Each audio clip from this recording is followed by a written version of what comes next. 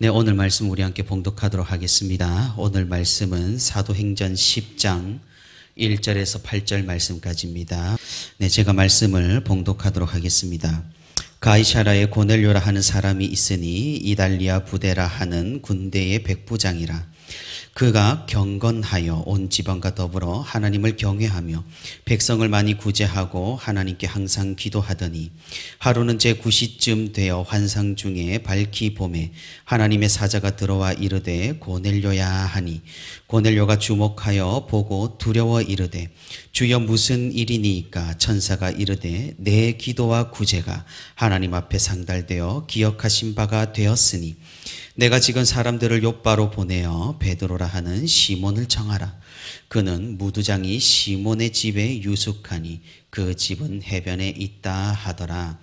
마침 말하던 천사가 떠나매 고넬료가 집안 하인 둘과 부하 가운데 경건한 사람 하나를 불러 이 일을 다 이루고 욥바로 보내니라. 아멘. 네, 오늘도 이렇게 주님과 함께 동행하기 위해 새벽기도의 자리에 나온 우리 모든 성도 여러분 진심으로 환영하고 또 축복합니다. 오늘도 우리 함께 말씀을 듣는 가운데 기도하는 가운데 하나님의 크신 은혜와 위로가 풍성히 있기를 주님의 이름으로 소망합니다.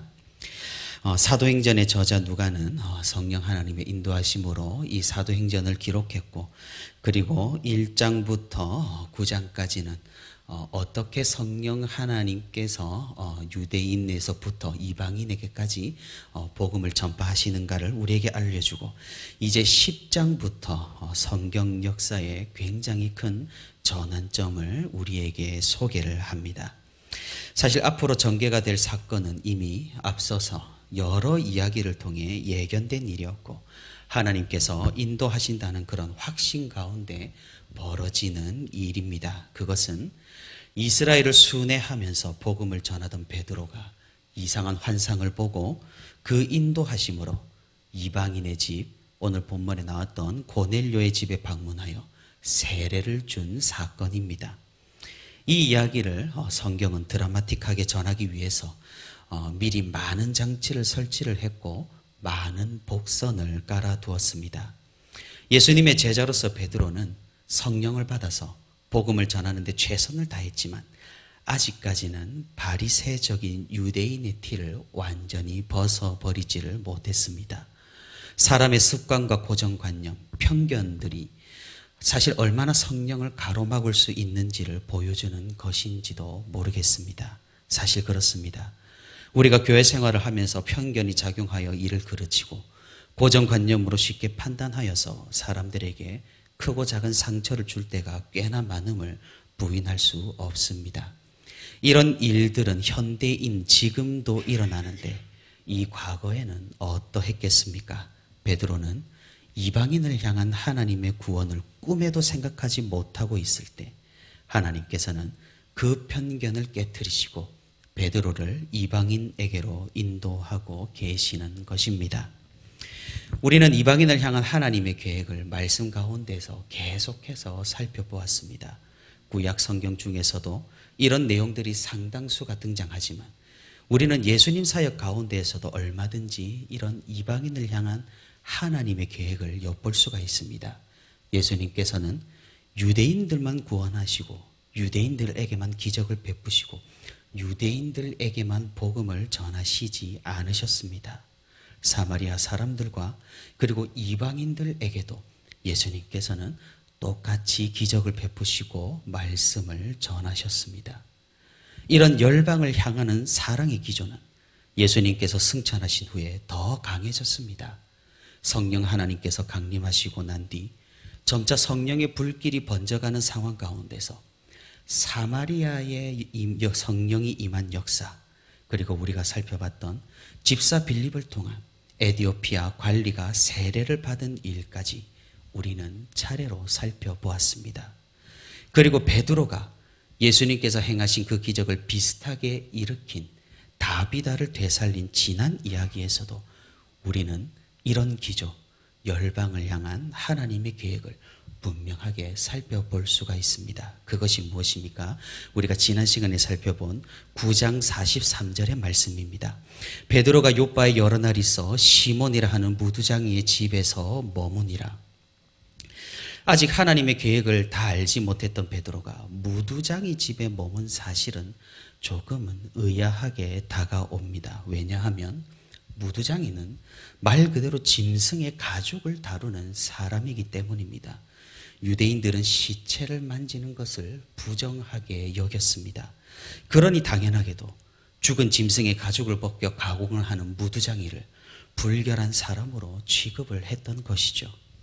베드로가 다비다를 다시 살린 그 기적의 순간에도 베드로는 다비다의 시신을 만지지 않았습니다. 그 위에 본문 41절에서 베드로가 손을 내밀어 일으키고 라고 말씀하는데, 이는 다비다가 눈을 뜨고 일어나 앉으니까 베드로가 그제서야 손을 내밀었다는 기록입니다. 무슨 말입니까?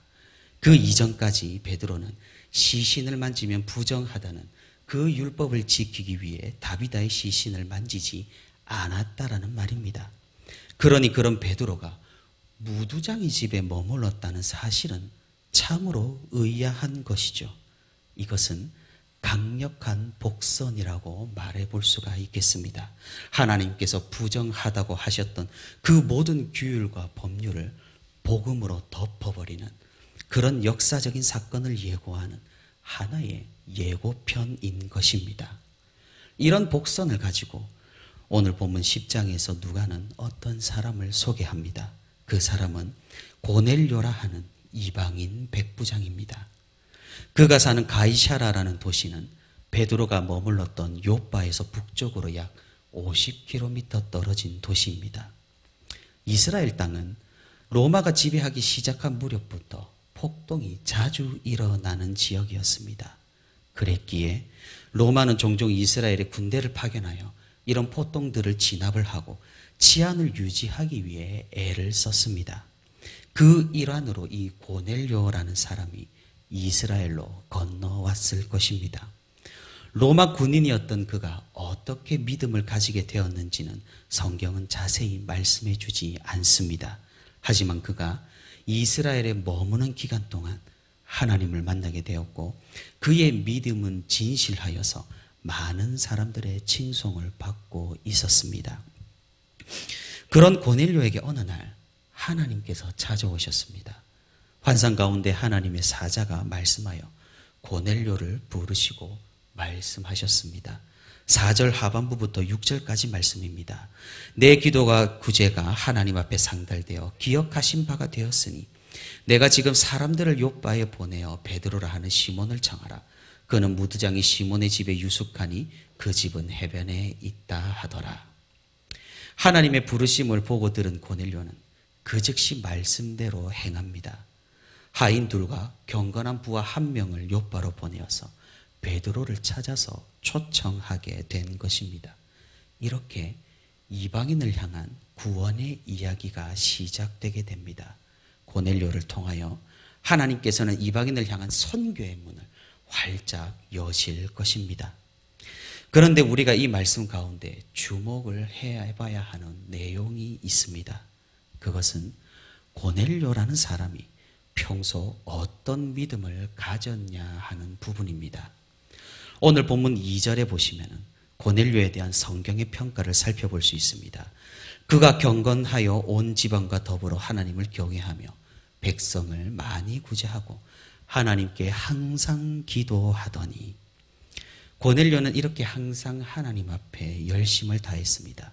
그런 고넬료에게 이제 드디어 응답이 오게 된 것입니다. 4절 중반부입니다.